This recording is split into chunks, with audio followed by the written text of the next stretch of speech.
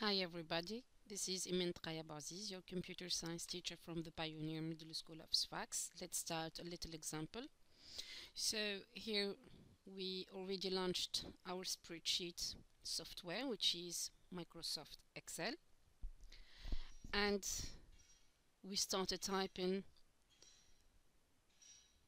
our data, and now we are going to start really doing this example. Uh, so now I'm going to start by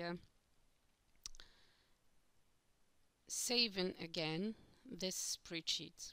So I'm going to push the button, the office button, then I will choose the save as command. I will choose where to save my spreadsheet, for example. Here we are, so 2014, and now I'm going to type the name of this file, spreadsheet application, for example. Save as type Excel workbook, okay, and then validate with the button save. Now my spreadsheet is saved. Please never forget to save as well as you are working on your spreadsheet by pushing the save shortcut. So now I'm going to insert a new row at the first row. Insert. Again, I'm going to insert another one differently. I have to select the whole row, then I will choose insert sheet rows. Here we are. This is two different ways to do it. Now I'm going to select these cells and I will merge them. Okay, I can do it from here directly from the home tab, okay, or as usual you go to format cells, you choose the alignment tab, then you tick merge cells and you validate with OK. Okay, is it clear? I'm going to format this cell, format cells as usual, border, all bordered. Okay, I'm going to choose this one. I'll change the fill. Maybe I will choose the fill pattern. Okay, the font, bold, etc. Okay, bold, I don't know why it appears in French. This is not usual. So here students, I'm going to insert the text, students gradebook.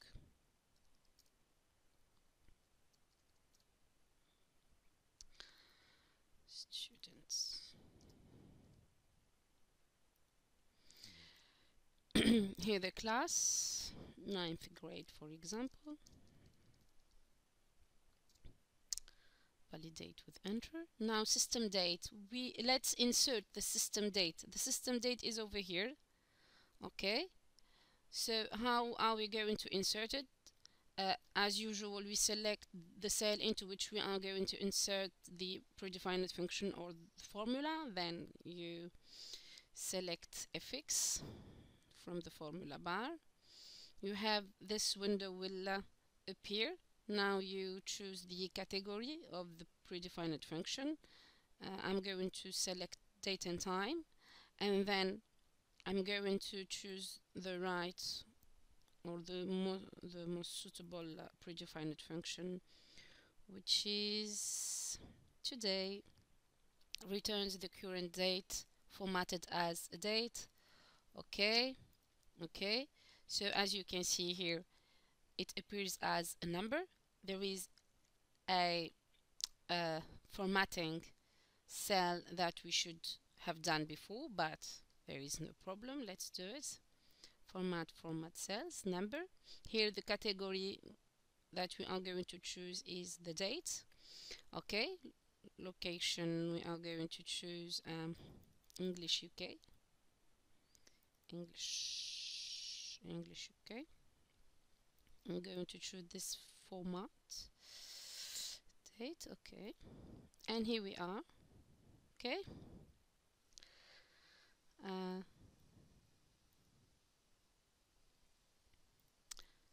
Let's put it in the center.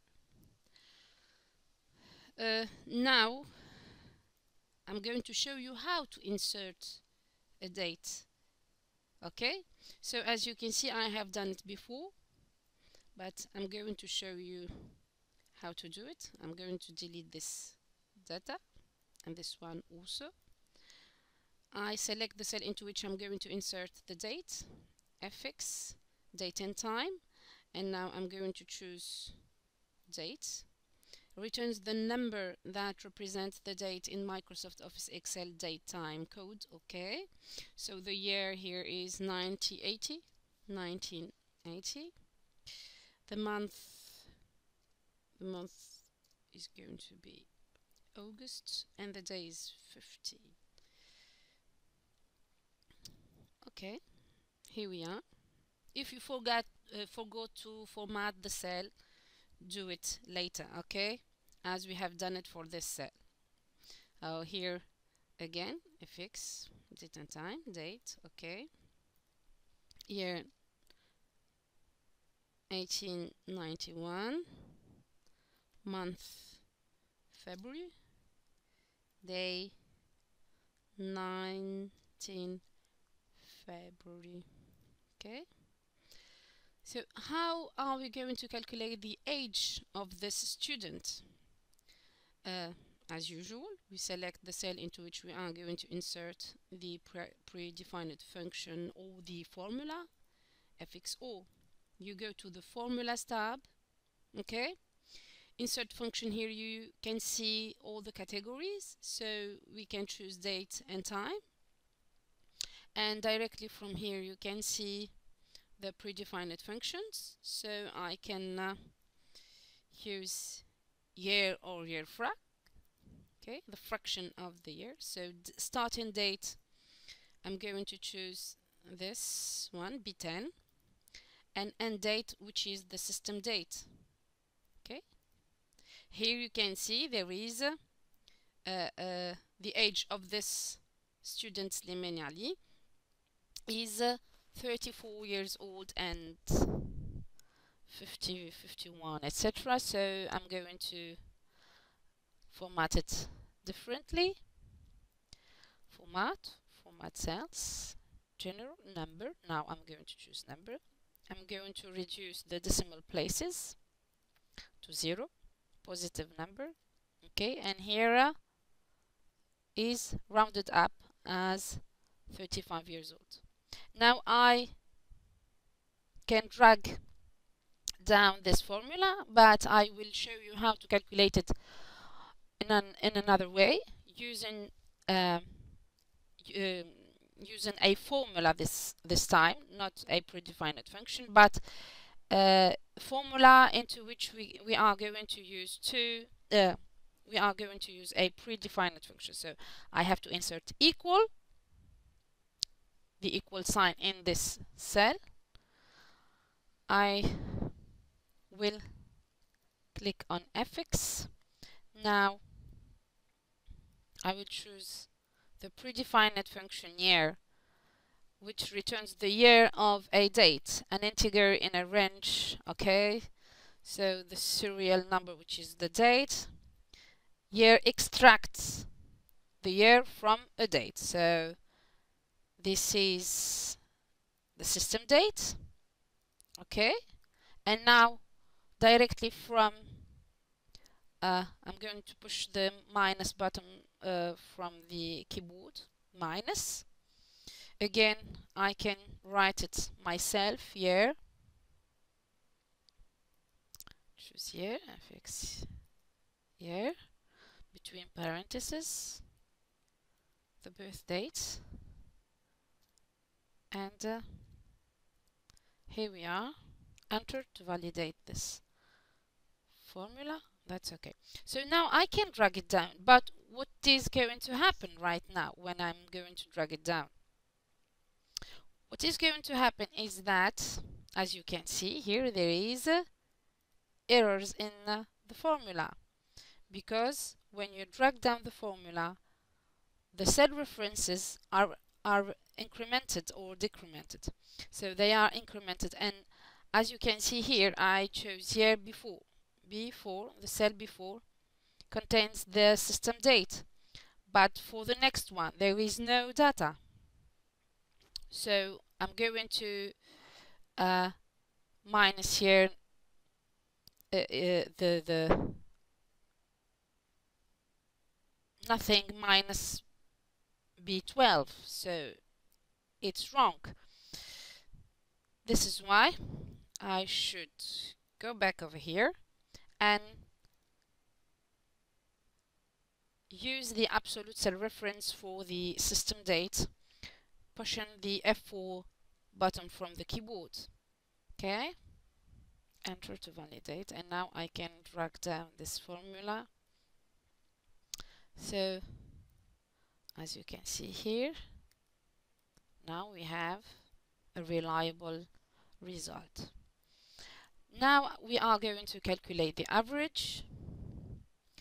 The average is going to be the oral test mark multiplied by its coefficient plus the final exam mark multiplied by its coefficient divided by the total, the sum of both of the coefficients. So this is why we are not going to use any predefined function. We are going to insert a formula. So as usual, we select the cell into which we are going to insert the formula. We start with the equal sign, then we select the oral test mark. You use the multiplication sign from the keyboard, then you will multiply it by the oral test mark. So you will select the cell into which exists the coefficient. Okay, let's put it between parentheses, plus the end test mark multiplied by its coefficient, close the parentheses, and use the division sign from the keyboard again. And now let's use the predefined function sum to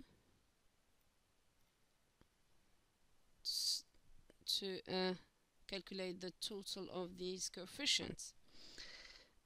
As you can see here, now everything is okay. Validate. We have a correct average, but if I'm going to drag down this formula, as usual, the cell references are going to be incremented, and as you can see it here, the cell references of the coefficient are B6 and B7, and when I'm going to drag them down, the result is going to be compromised by the incrementation.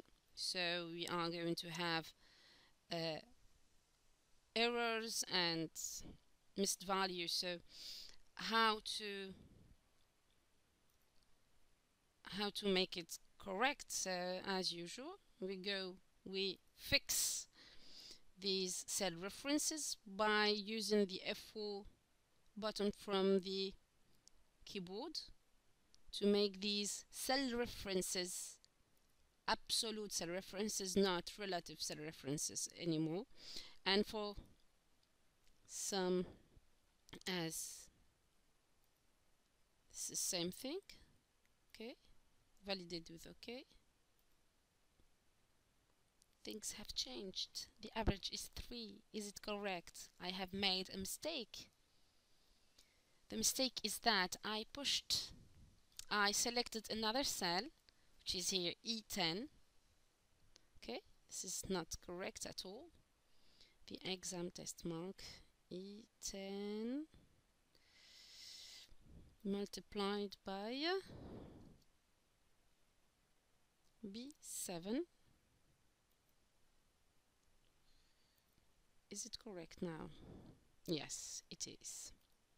Now I'm able to drag down safely my formula. The result now